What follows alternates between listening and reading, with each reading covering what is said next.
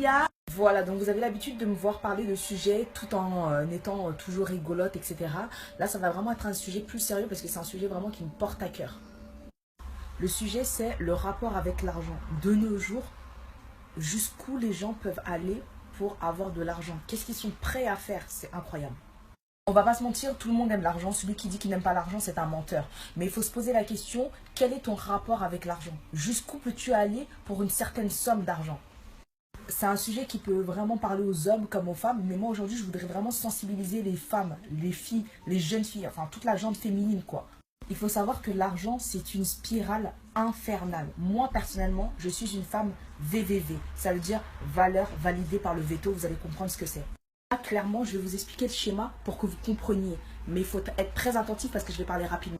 En fait, c'est la société qui veut ça. Les jeunes filles idolâtrent leurs grandes sœurs. Leurs grandes sœurs jalousent des filles d'Instagram et les filles d'Instagram s'inspirent des stars. Attendez, pause.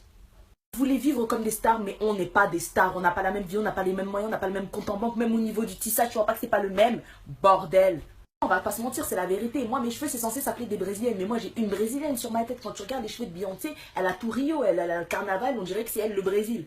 J'ai l'impression que certaines filles, dans la vie, leur objectif, sortir avec un fouteux. Donc ça, c'est un exemple de réussite, en fait, c'est ça. Et vous, les filles comme ça, vous aimez beaucoup l'argent des autres. Hein. Vous voulez la richesse, mais avec l'argent des autres. Vous voulez réussir avec l'argent des autres. Un bon mode de vie avec l'argent des autres. Donc la personne, c'est-à-dire que toute sa vie, elle s'est battue. Elle est passée par des situations qui lui permettent aujourd'hui d'être fière d'elle et de profiter de son aisance financière. Et toi, tu viens bouffer son argent. Après, si tu as la chance de tomber sur des personnes qui apprécient de se faire liquider jusqu'au caleçon, tant mieux pour toi. Mais l'estime de soi, tu connais ou pas? Donc, vous allez aller coucher avec des photos des hommes riches pour qu'ils vous donnent de l'argent pour que tu puisses aller poster des photos de tes loups-boutins sur Instagram et jalouser d'autres filles. Et tu veux pas que je t'appelle Pitts. Mais tu es une Pitts? Après, c'est pour écrire sur Instagram, femme d'influence, femme woman nanana, woman en débat. Ah, tu es une Pitts. Tu es une Pitts. En plus, c'est pas comme si tout cet argent de votre piterie, vous l'investissez dans une entreprise. Non, c'est pour Instagram, les loups-boutins, les sacs Chanel. Non, je vous jure, je suis énervée. Il y a trop de filles qui couchent pour de l'argent. Si coucher, c'était des kilomètres. Oh! Non, elles auraient gagné le marathon de Paris, je vous jure. Déjà, on couche avant le mariage, c'est péché, ok. Mais c'est pas parce que tu es déjà dans le péché que tu dois sauter les deux pieds dans le jacuzzi de l'enfer quand même. Oh! Que celui qui a des oreilles entende, écoute et met en application dans sa vie. Moi, je vous ai déjà dit, hein, le jour du jugement dernier, oh, ça va être le barbecue géant. Là, on envie les stars, on veut être à leur place. Moi, je ne peux pas envier quelqu'un qui a travaillé pour arriver où il est. Tu peux envier quelqu'un qui n'a rien fait et qui est arrivé là-haut, d'accord. Mais pas quelqu'un qui a travaillé. Sur Internet, j'ai remarqué, vous aimez bien insulter les gens et critiquer.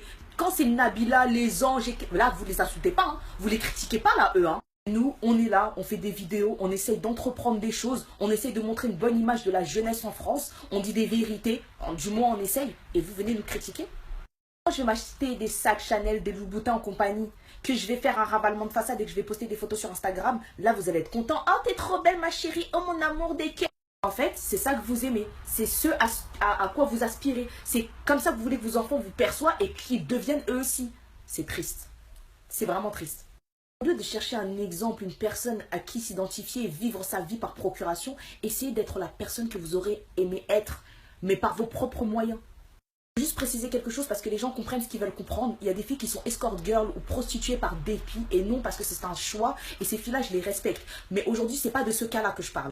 Pour toutes les personnes qui sont longues à la détente, je parle d'une fille qui a les moyens de s'en sortir mais qui ne s'en donne pas les moyens et qui, pour le coup, choisit la facilité.